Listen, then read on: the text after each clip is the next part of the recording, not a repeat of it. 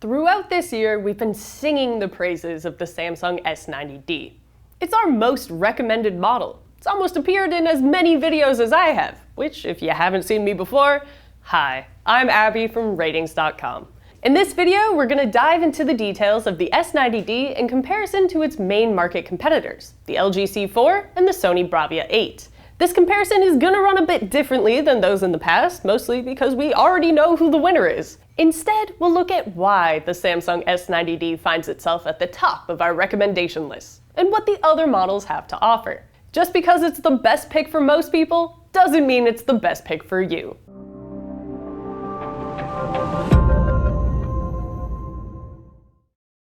The best place to start this comparison is looking at the key difference between these three TVs. Their panels. The Samsung S90D uses a QD OLED panel, while the Sony and LG use a WOLED panel.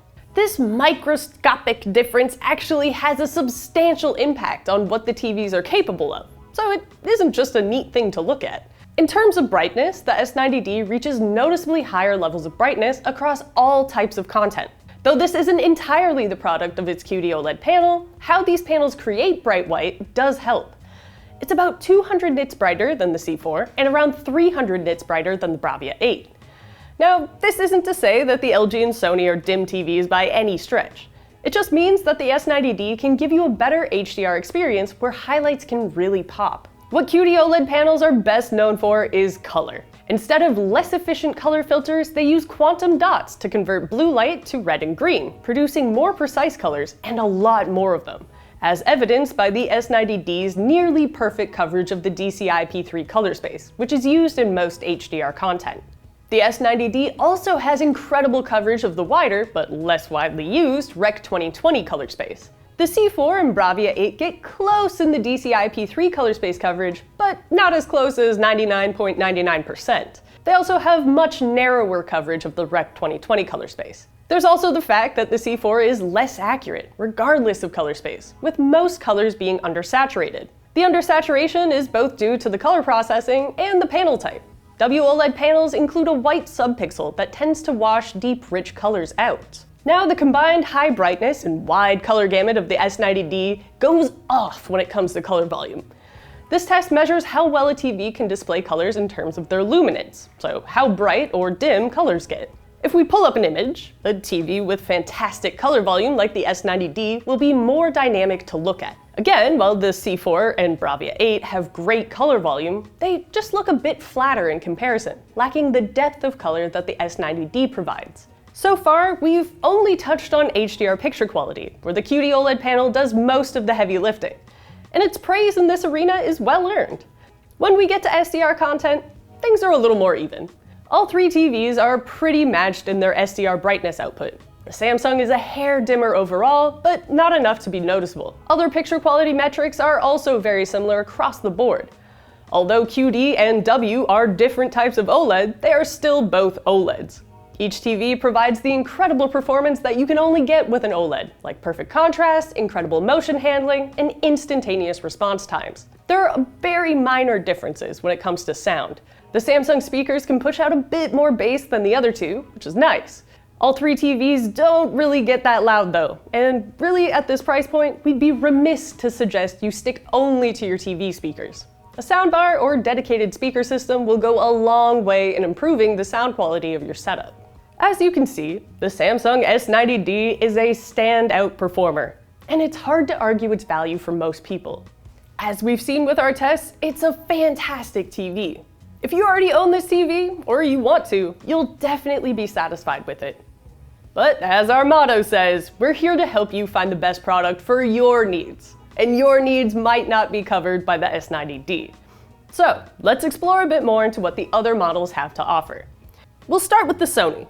It's the most expensive of these three TVs, with the 65-inch model coming in at a nearly $2,000 MSRP. This is about $200 more than the other models.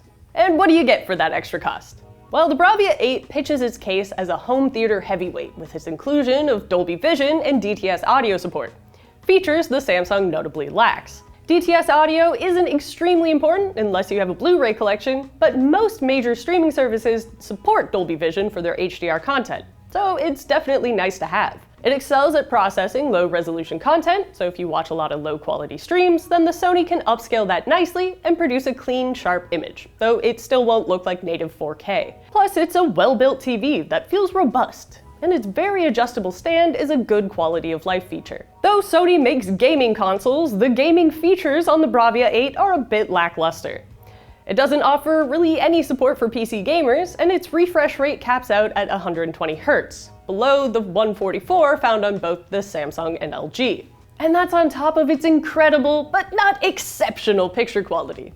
All to say, the BRAVIA 8 shines in very specific areas, but its future in your living room may not be all that bright. It's a few $100s more, and is arguably the worst performer of this high-performance trio. That leaves the C4 in a bit of a weird place. It overlaps with both the Samsung and the Sony, but in different ways. It has Dolby Vision and DTS support for you physical media collectors, and it supports 4K at 144 Hz on all 4 HDMI 2.1 ports for gamers of all stripes. It's cheaper than the Sony, and costs the same as the Samsung.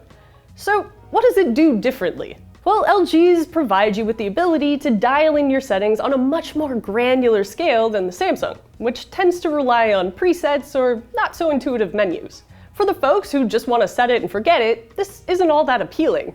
But for the tinkerers who want to adjust their settings for every connected device, viewing condition, and circumstance, the LG offers a wider variety of options to do so. Just note that when it's in game optimizer mode to reduce latency, the brightness takes a noticeable hit and drops quite a bit, an annoyance that doesn't occur on the Samsung or the Sony. Otherwise, a lot of the difference in performance between the S90D and the C4 boils down to their panel types, where it's hard to argue against the vibrant picture quality of the S90D. Of course, the C4 delivers incredible picture quality too, just slightly less colors, which, if we're honest, might not be all that noticeable unless you have an S90D right next to it. Basically, LG is sitting pretty with a time-tested formula. The C-series OLEDs have been a staple in this price range for years, but that formula is coming up against some stiff competition from Samsung these days. That said, there are two final things to consider. We know the picture quality improvements that QD OLEDs provide, but some of our preliminary data suggests there may be an impact in the longevity of these panels when compared to WOLED panels. We're working on an update to our 2-year longevity test now, so stay tuned for that video dropping over on our R&D channel. The last point of concern: the quality control of this year's Samsung crop. This isn't entirely a deterrent, as you can use the TV's warranty to replace the unit. But our S90D came with a skewed HDMI port cover that rendered 2 HDMI ports completely unusable. While we were able to fix it, we don't recommend you try that at home. Just use the warranty or make sure you bought the product from a retailer with a good return policy. A broken product arriving is truly a disappointing thing. Just look at Sam's face when we got the Panasonic W95A. There is no perfect TV. But if you're shopping in this price range, you'll be coming pretty close. Whether you opt for the Samsung, the Sony, or the LG, you're highly likely to be highly satisfied. Until next time, I'm Abby from Ratings.com, where we help you find the best product for your needs. Samsung crop. That's a stupid sentence to say, just out of context. Samsung crop. Out there in the fields, when they're growing the Samsungs, ripe for the harvest.